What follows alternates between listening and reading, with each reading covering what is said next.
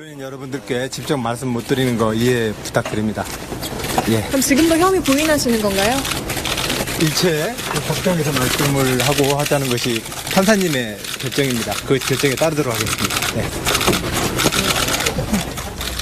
네. 네, 안전지사 극도로 말을 아꼈다 이렇게 봐도 될 것 같은데 표정만은 아주 결심을 한 듯한 그런 표정입니다. 눈여겨볼 점이요.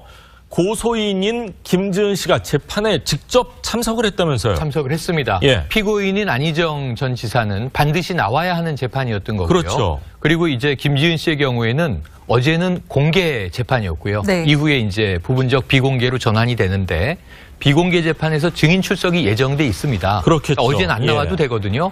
그런데 어제는 증인으로 방청을 한 겁니다. 그러니까 이건 좀 이례적이지 않느냐? 언론도 모두 놀랐는데요. 하지만 안 지사 아까 언론에는 말을 아꼈지만 법정 얘기는 다 이미 보도가 됐습니다. 검찰 쪽에서는 이것은 위력에 의한 성범죄다 강하게 주장을 했고요.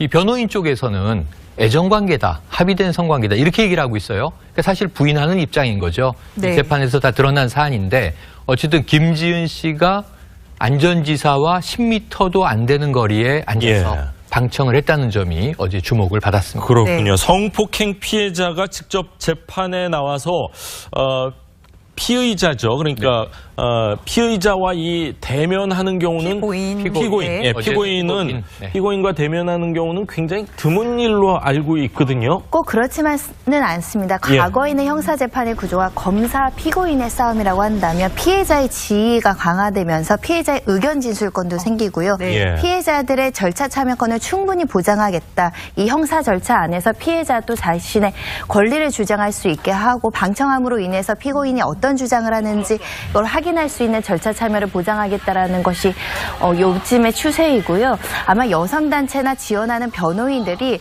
피해자가 직접 법정에 출석해서 관련된 진행 과정들을 지켜봐야 피해자한테 도움되는 변론도 할 수 있다라고 아마 그렇군요. 설득해서 직접 참석해서 방청하지 않았을까 생각이 들고요. 네. 실제로 김지은 씨 여러 가지 주장들을 메모하는 모습까지 보였기 때문에 네. 예. 앞으로 또 본인이 절차와 관련해서 피고인 측에서 거짓 주장을 한다거나 왜곡된 주장을 했을 때는 본인의 입장을 강력하게 주장하겠다 이런 의지를 보이고 있는 걸로 생각이 앞으로 됩니다. 재판에서 또 진술을 할 수 있기 때문에 그 점에 대해서도 미리 대비를 했다고 증인 신문이 증인 신문으로 증인으로 나올 수 있고요. 마지막에 공판에 피고인의 최후 진술을 하듯이 피해자한테도 의견 진술 권한을 줄 수 있거든요. 본인의 어떤 의견을 진술하는 어떤 목적에서라도 방청을 했던 걸로 보입니다. 네, 이번 재판 당사자들의 거리 10m도 채 되지 않은 채 자리에 모두 앉았습니다.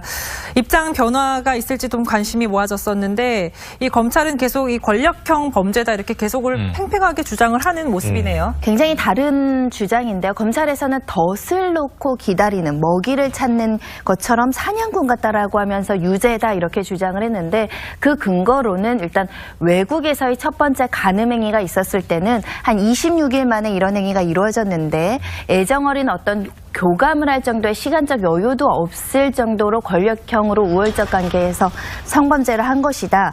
그리고 김지은 씨가 의뢰 위치에 있는 것을 잘 알면서 이 점은 악용을 했다라고 이야기를 하고요. 평소에 둘 간의 대화에서도 심부름을 시키거나 명령조로 얘기하거나 담배, 맥주 이렇게 얘기할 정도로 지시형 명령조로 그 관계를 이용했다라고 얘기를 하고 네. 이 나르시즘적 태도까지 보였다 이렇게 주장을 하고 있는데요. 예. 반면에 안전지사 변호인 측은 형법에서 정의하고 있는 이 권력형 우월적 어떤 그 관계를 이용했다라는 것은 단순히 차기 대권주자다 이런 것만으로는 추상적으로 주장할 수 없고 구체적인 위력 관계가 있어야 되는데 지금 그런 구체적인 위력 관계에 대해서 검찰이 주장이 부족하다라는 것이고 두 번째로는 네. 성적 자기결정권을 침해할 정도로 제압당한 여러 가지 정황적 근거가 없고 오히려 이 여성의 어떤 특성이 성적 자기결정권을 행사할 만한 주체적인 여성이다. 네. 고학력이고 스마트하다 이런 주장까지 네. 하고 있는 상황입니다. 예. 안전지사 측에서는 김지은 씨를 향해서 장애인도 아동도 아니다. 결단력이 있는 여성이다 이렇게 말하면서 예. 강제성에 대해서 계속 부인을 하고 있습니다. 김지은 씨와의 입장은 여전히 좀 차이를 보였는데 지난 3월 첫 폭로 당시의 발언을 먼저 들어보시죠. 저는 지사님이랑 합의를 하고 하는 그런 사이가 아닙니다. 지사님은 제 상사시고 무조건 따라야 하는 그런 사이입니다. 수행비서는 모두가 노라고 할 때 예스를 하는 사람이고 네 의견을 달지 말라. 네 생각을 얘기하지 말라. 너는 나를 비춰주는 거울이다. 투명하게 비춰라. 그림자처럼 살아라. 그렇게 얘기하셨습니다. 네, 검찰은 이런 안전지사의 행동에 권력형 나르시즘이라는 말을 썼습니다. 어떤 심리적인 상황이라고 봐야 될까요? 태가 처음 터져 나왔을 때 예. 많은 심리학자들도 유사한 진단을 했고 저희도 같은 해석들을 했는데요. 예를 들면 메신저 공개된 게 이런 게 있잖아요. 자, 내가 감내해야 할 문제를 괜히 너한테 얘기했구나. 네. 괴념치 말아라. 예. 또 잊어라 이런 이야기를 합니다. 그런데 여기서 괴념치 말아라를 하나만 띄어서 해석을 해보면요. 네. 괴념치 말라는 얘기는 뭐냐면 자, 나한테 네가 미안하거나 잘못했다고 가책을 느낄 수 있는데 나는 괜찮으니까 걱정하지 마. 마음 편하게 지내. 난 괜찮아. 괴념치 마. 이런 얘기잖아요. 근데 지금 우리가 알다시피 지금 일단은 피해자가 김지은 씨고 가해자가 안전지사로 돼 있는 상황이에요.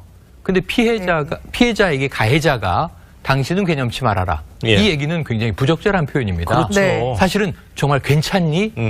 날 용서해 줄 수 있겠니? 뭐 이렇게 미안해. 얘기해도 뭐, 지금 될까 말까인데 그렇죠. 예. 문제는 나는 괜찮으니까 너 신경 쓰지 마.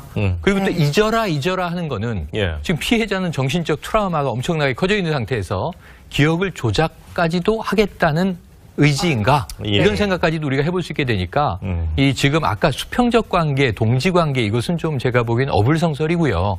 일단은 이 차기 대권 주자는 추상적인 위력이라 하더라도 도지사였잖아요. 예. 그리고 정무비서였지 않습니까? 네. 수행비서였고 그렇다면 누가 봐도 수직적 관계인 것은 네. 위력 관계가 명확해 보이는데 예. 거기다가 안전지사의 특성상 대중들이 보기에는 젊고 부드러운 차기 대권 주자였지만 저 관계 내에서만은 네. 굉장히 나르시스트적인 모습을 보였을 가능성이 있다라고 추정해 볼 수 있겠습니다. 이번 재판의 핵심이 위력에 의한 성관계 이 부분이 좀 핵심인데 네. 또 이 증거로 내놓은 내용 중에 검찰이 내놓은 증거 중에 비서 매뉴얼도 있더라고요. 이 부분이 맞습니다. 흥미롭습니다. 그 내용이 좀 충격적인데 네. 일단은 개인 약속도 지향해야 되고 휴대전화를 24시간 소지해야 되는데 심지어는 목욕탕에서 이제 뭐 목욕을 하거나 샤워하는 그 현장에서도 항상 늘 휴대전화를 볼 수 있을 정도로 대기를 해야 된다는 거고요.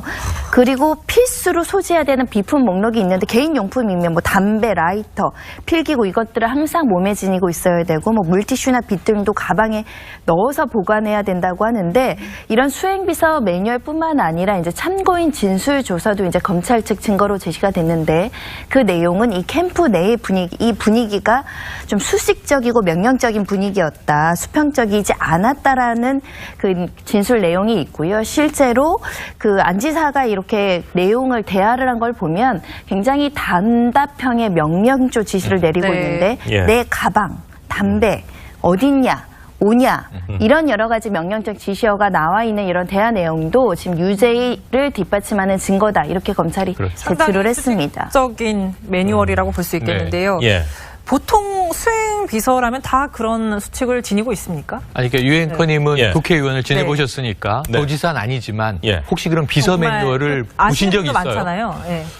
사실 보도 듣도 못한 내용이라서 네. 그냥 제가 알고 있는 내용만을 말을 하자면은 네.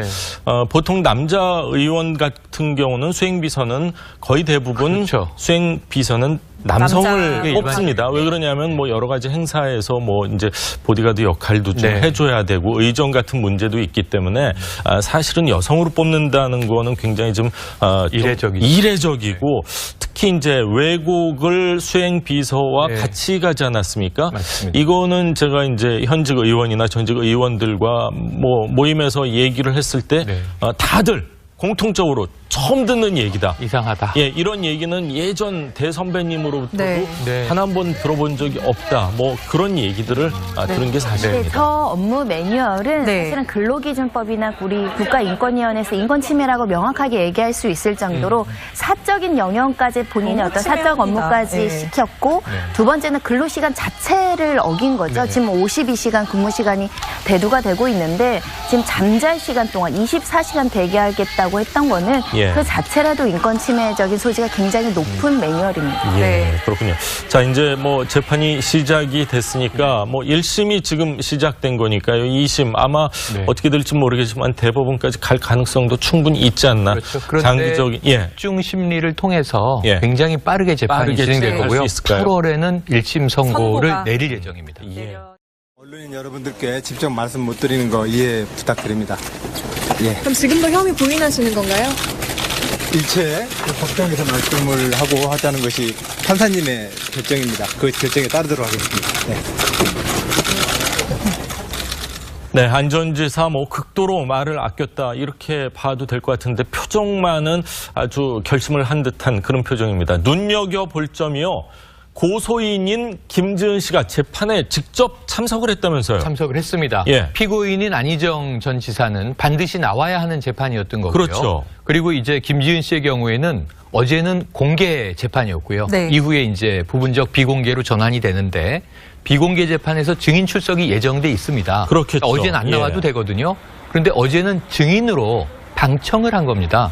그러니까 이건 좀 강화되면서 피해자의 의견 진술권도 생기고요. 네. 예. 피해자들의 절차 참여권을 충분히 보장하겠다. 이 형사 절차 안에서 피해자도 자신의 권리를 주장할 수 있게 하고 방청함으로 인해서 피고인이 어떤 주장을 하는지 이걸 확인할 수 있는 절차 참여를 보장하겠다라는 것이 요즘의 추세이고요. 아마 여성단체나 지원하는 변호인들이 피해자가 직접 법정에 출석해서 관련된 진행 과정들을 지켜봐야 피해자한테 도움되는 변론도 할 수 있다라고 아마 그렇겠네요. 설득해서 직접 참석해서 방청하지 않았을까 생각이 들고요. 네. 실제로 김지은 씨 여러 가지 주장들을 메모하는 모습까지 보였기 때문에 예. 앞으로 또 본인이 절차와 관련해서 피고인 측에서 거짓 주장을 한다거나 왜곡된 주장을 했을 때는 본인의 입장을 강력하게 주장하겠다 이런 의지를 보이고 있는 걸로 생각이 앞으로 됩니다. 재판에서 또 진술을 할 수 있기 때문에 그 점 이례적이지 않느냐 언론도 모두 놀랐는데요.